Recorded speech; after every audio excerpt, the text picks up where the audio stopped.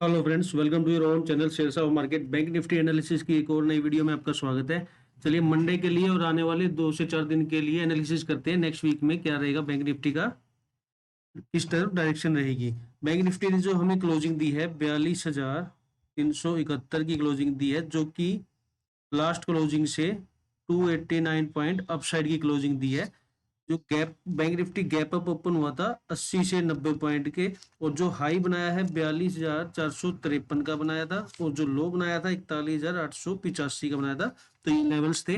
अब हम देखते हैं आने वाले दिनों में बैंक निफ्टी की क्या डायरेक्शन रहेगी। जो हमने व्हाट्सएप ग्रुप में अपने ट्रेड दी थी फ्राइडे को, उसमें हम ज़्यादा कुछ अचीव नहीं कर पाए। उसके अंदर हमारा फर्स्ट जो ट्रेड था उसके अंदर हमारा एसएल लगा था 30 पॉइंट का।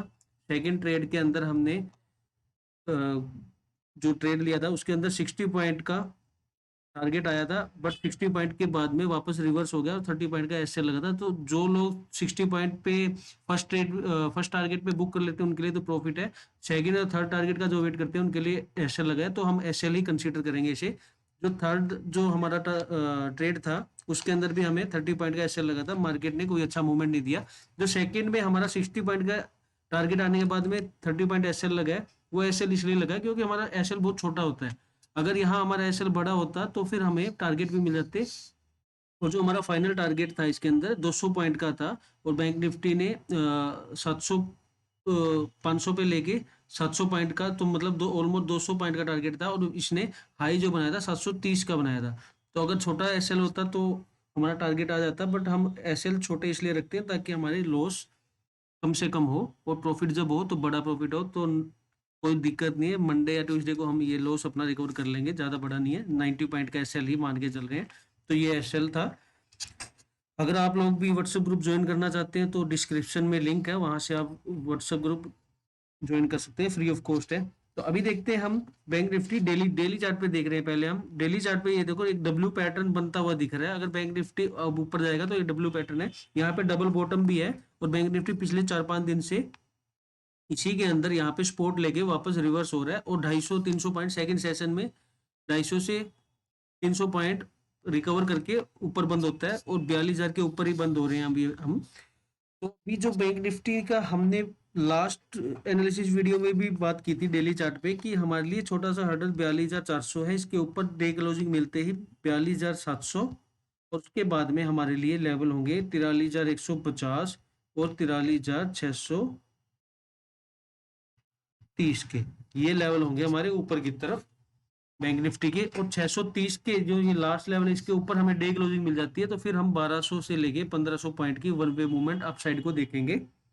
तो ये ऊपर की तरफ की बात करिए।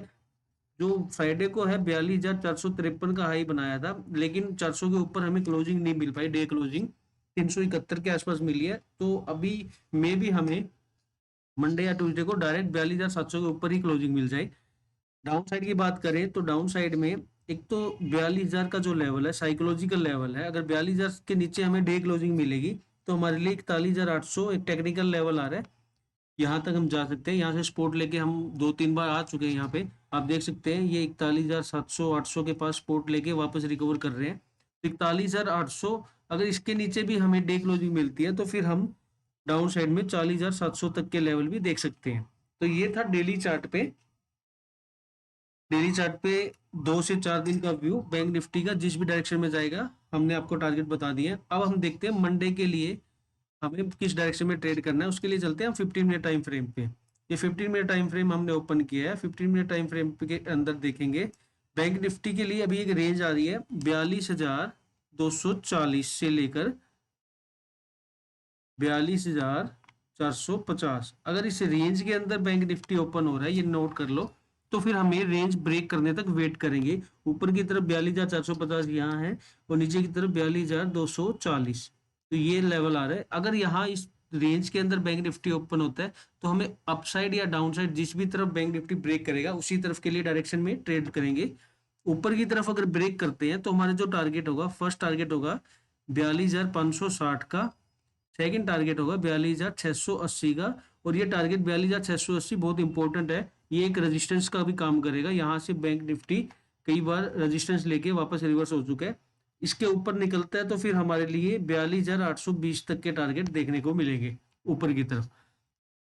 अगर डाउन साइड रेंज ब्रेक होती है तो नीचे की तरफ की बात करें, नीचे की तरफ हमारे लिए सबसे पहले 42,100 से लेकर 140 तक, 42,140 तक, ये एक रेंज ऐसी है जहां पे बैंक निफ्टी सपोर्ट ले सकता है और यहाँ से वापस रिवर्स भी हो सकता है 42,100 से लेकर 42,140। तो अगर आप नीचे के लिए ट्रेड ले रहे हैं तो यहाँ पे अपना एसएल ट्रेल कर लें या फिर हाफ क्वांटिटी बुक कर लेना। यहाँ अगर बैंक निफ्टी थोड़ा सा कंसोलिडेट करने के बाद में वापस नीचे की तरफ ब्रेक कर देता है तो फिर हमारे लिए नीचे के है 41,980, 41,880 और 41,760, ये लेवल डाउन साइड के मिलेंगे इस रेंज को ब्रेक करने के बाद में, क्योंकि यहाँ पे बैंक निफ्टी के लिए सपोर्ट का काम करेगा ये लेवल। तो ये था अगर रेंज के अंदर बैंक निफ्टी ओपन होता है तो। अब देखते हैं गैप अप या गैप डाउन मार्केट ओपन होता है तो उसके लिए किस डायरेक्शन में ट्रेड करेंगे। वैसे मंडे को चांस ज्यादा है कि गैप अप ओपन होगी बैंक निफ्टी, लेकिन कितना होगा वो देखते हैं। अगर बैंक निफ्टी 42,680 या इसके ऊपर ही डायरेक्ट ओपन हो जाता है तो फिर हमें वेट एंड वॉच करना है, वेट एंड वॉच करेंगे और जिस भी तरफ हमारा प्राइस एक्शन बनेगा, प्राइस एक्शन बेस पे ही हम ट्रेड करेंगे। प्राइस एक्शन बनने का वेट करेंगे और प्राइस एक्शन बनने में टाइम लगेगा। 9:15 बजे मार्केट ओपन होगी तो फिर प्राइस एक्शन 9:45 तक या फिर 10 बजे तक हम वेट करेंगे। अगर यहाँ पे कोई पॉजिटिव प्राइस एक्शन बनेगा तो हम ऊपर की तरफ ट्रेड लेंगे और नेगेटिव प्राइस एक्शन बनता है तो हम डाउन साइड के लिए ट्रेड लेंगे। अगर पॉजिटिव प्राइस एक्शन बनेगा तो फिर हम ऊपर की तरफ ट्रेड लेंगे और जो हमारे टारगेट होंगे, फर्स्ट टारगेट होगा 42,820 का, सेकंड टारगेट हमारा होगा 42,940 से लेकर 980 तक, इस रेंज के अंदर सेकंड टारगेट आएगा। 940 के क्रॉस करते ही आप एसएल ट्रेल कर लेना या हाफ क्वांटिटी बुक कर लेना, क्योंकि ये एक रेजिस्टेंस का काम करेगा। यहाँ पे 43,000 साइकोलॉजिकल लेवल भी आ जाता है और 940 से 980 ये टेक्निकल रेजिस्टेंस का भी काम करेगा। और अगर 43,000 के ऊपर हम 5-7 मिनट अगर सस्टेन कर जाते हैं तो फिर हमारे लिए नेक्स्ट जो टारगेट आएगा 43,110 तक का आएगा। तो एक बार इस लेवल पे आने के बाद में या तो आप प्रॉफिट बुक कर लेना या फिर अपना एसएल ट्रेल करके चलना। इसी तरह अगर नेगेटिव प्राइस एक्शन बनेगा 42,680 के आसपास मार्केट ओपन होने के बाद में, वहां पे हमें नेगेटिव प्राइस एक्शन बनता हुआ दिखेगा तो डाउन साइड के लिए ट्रेड करेंगे। यहाँ पे आप 5 मिनट टाइम फ्रेम पे नेगेटिव कैंडल मत देखना, क्योंकि वहां पे आपको ट्रैप भी किया जा सकता है। हमें सिर्फ प्राइस एक्शन देखना है गैप अप ओपन होने के बाद में।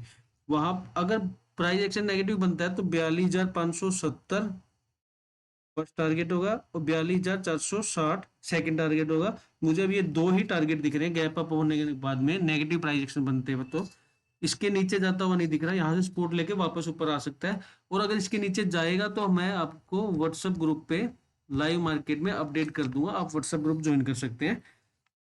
तो ये था गैप अप ओपन होने के बाद में। अब देखते हैं गैप डाउन ओपन होता है बैंक निफ्टी तो फिर हमें किस डायरेक्शन में ट्रेड लेना है। और गैप डाउन ओपन होने के चांस बहुत ज्यादा कम है एज सच अभी तक, क्योंकि यूएस डाउ जोन भी पॉजिटिव बंद हुआ है, कोई नेगेटिव न्यूज भी नहीं है मार्केट में और काफी टाइम से हम नीचे ही ट्रेड कर रहे हैं तो ऊपर जाने के चांस ज्यादा है। फिर भी मार्केट है, कहीं भी जा सकते हैं। गैप डाउन ओपन होता है 42,000 का लेवल है, साइकोलॉजिकल लेवल है, मैंने पहले भी बात की थी। इसके आसपास यहाँ पे अगर बैंक निफ्टी ओपन हो जाता है तो हमें देखना 5 मिनट टाइम फ्रेम पे हमें पॉजिटिव कैंडल मिलती है, हैमर टाइप कैंडल है या फिर इनसाइड कैंडल बन के उसके हाई को ब्रेक करते हैं या फिर कोई बुलिश एनगल्फिंग कैंडल मिलेगी।